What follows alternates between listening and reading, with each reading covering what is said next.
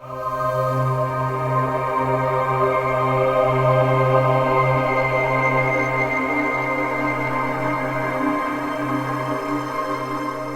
everybody, it's Dr. Brian Mowll, the diabetes coach, certified diabetes educator, and IFM certified functional medicine practitioner.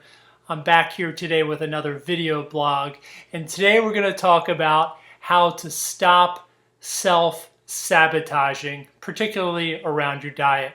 You know, this is such an important topic and affects all of us. We all do this. We tend to self-sabotage. We know what to eat. We know that we're supposed to be moving and exercising. We know that we should be meditating and going to yoga and doing all these healthy things for us. But when we get to that party and we see that big plate of chocolate chip cookies or corn chips or whatever it is, we make the wrong choice and we sabotage our health. There's three main reasons really why people eat. Number one is we eat for pleasure. You just enjoy a food, you like the way it looks, tastes, smells, and you eat it. The second one is for social reasons. So it's that big Italian dinner, that family gathering where there's some social pressure. And then number three, we eat for nourishment. What I really want to tell you today is that if you have type 2 diabetes or pre-diabetes or metabolic syndrome, or you're even overweight or obese, then there's only one reason you really should be eating, and that's for nourishment. It's just too important and your health is at too great a risk to choose to eat for the wrong reasons.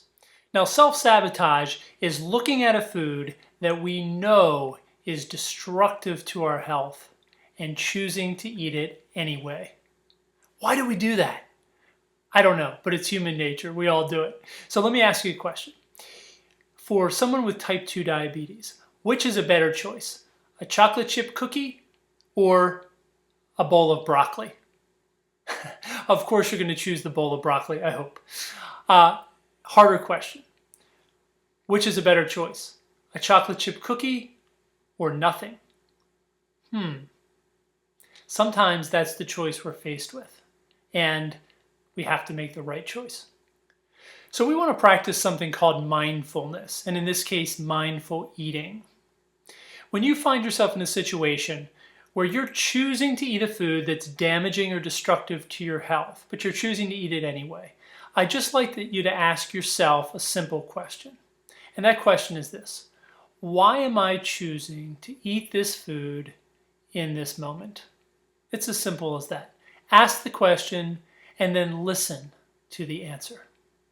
Now, if you ask yourself that question, there's 7 possible answers that you're going to get. There's 7 possible reasons for why you might choose to eat a food that you know is damaging or destructive to your health. Number 1 is lack of knowledge. And really, lack of knowledge is, despite what I just said, lack of knowledge is you just don't know better.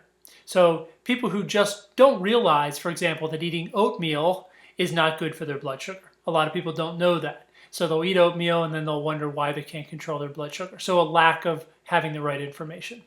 Number 2 is availability. So I hear people tell me all the time, clients, they'll say, I was at a party and there was nothing good to eat. So the only thing I could eat was a chicken wrap or the potato chips or something like that. So it's a lack of available good options. You need to know what to do with that situation. And number 3 is simple pleasure.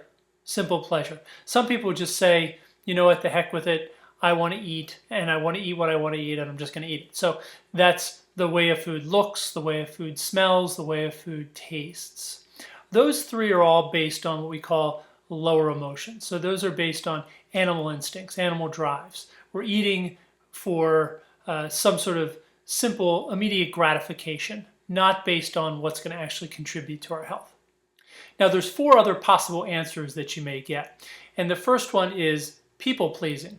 People pleasing looks like this. You go out to lunch with a friend and they order and you don't want to offend them in some way.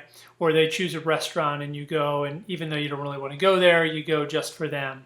Or you go over to someone's house and they cook food, and again, you don't want to offend them, so you eat whatever they serve, even if it's damaging and destructive to your own health. You don't want to seem like an oddball in a social situation.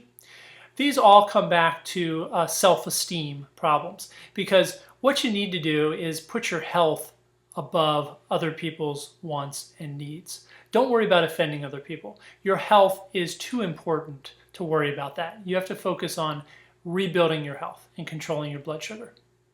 The next one is what we call that inner rebel. So we all have this inner rebel where we just say, you know what? I don't care anymore. I want to eat what I want to eat. I deserve a sandwich. I deserve a piece of pizza. I deserve a cocktail, whatever that may be. And we have this inner rebel that wants to fight against what we know is really best for us. And that goes well beyond food. But when we focus on food, we have to look at that and identify it and say, really, where is that voice coming from? And we need to be the adult and say, no, what we really need to do is eat the foods that are going to contribute to our health and not destroy our health. The next one is habit. Habit is impulse eating. So we go to a party and something's in our mouth before we can even think about it. That's an impulse and that's a habit. Habits are difficult to deal with, but they can be broken.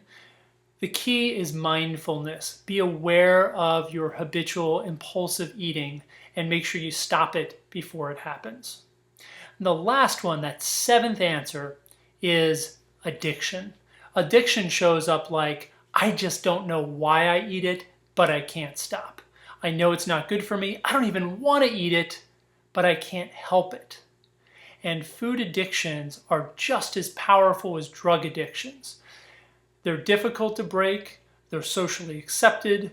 They're one of the most difficult addictions to overcome. But the good news is you can overcome that addiction with the right support. Now, when we're deciding what food to eat and we're evaluating foods to see if we should eat them or not, we want to base it on two criteria. These are two questions that you can ask yourself. Question number one is, does this food contribute to my health in some way? And question number two is, does this food take away from my health or detract from my health in some way? So you want to make sure the food clears both of those hurdles. I'm going to give you some examples. Let's look at a bowl of oatmeal. A bowl of oatmeal, again, I used this example earlier, is considered healthy by many. And so the first question you'd say is, does this contribute to my health in some way? And the answer to that could be yes, it does. It has some minerals, it has some good fiber, some beta-glucan fiber, which can be good for blood sugar and cholesterol and so forth. Then you're going to ask the second question, does this food take away or detract from my health in some way? Unfortunately, that's where oatmeal comes up short, because it does. There's too much starch, it's going to raise your blood sugar, it's going to cause an insulin surge or spike, it's going to cause weight gain, and ultimately it's going to raise your blood sugar. So that food, unfortunately, doesn't pass the test. We can do the same thing with something like artificial sweeteners. Does it contribute to health? No. Does it detract from my health? Unfortunately, yes, it does. So we can't do those either. Now, on the other side of the coin, we'll look at some other foods like leafy green vegetables. Leafy green vegetables, do they contribute to my health in some way? Yes, they absolutely do. They're filled with vitamins, minerals, phytonutrients, and plant enzymes. Do they detract from my health in some way? No, they really don't. So leafy green vegetables would pass the test. And you could do this right down the line at any particular food you look at. So remember, we want to practice mindfulness, mindful eating. And if we do that, we're going to have less of a chance to sabotage our best laid plans to rebuild our health, reverse diabetes, lose weight, and supercharge our energy. Guys, thanks for listening. I'm Dr. Brian Mowll, the diabetes coach. Stay tuned for another video blog. I'll be getting another one out soon. In the meantime, remember to keep climbing and to never give up.